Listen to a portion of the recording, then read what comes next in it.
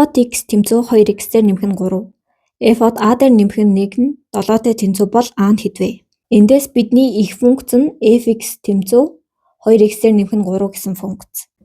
Мөн f-д a1-ийг 7-тэй тэнцүү гэсэн учраас их функц болох f(x) тэмцүү 2x-ээр нэмэх нь 3-ын x-ийн оронд a дээр нэмэх нь 1-ийг орлуулж өгөх юм бол 7 гарч ийн гэсэн үг.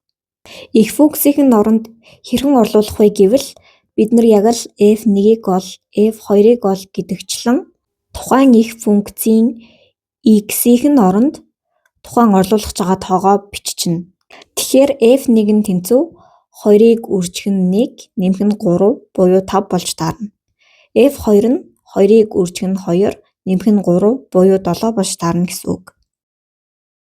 Иймээс f-д a дээр нэмэх нь 1 нь 2-ыг үржих a дээр нэмэх нь 1, нэмэх нь 3 болно.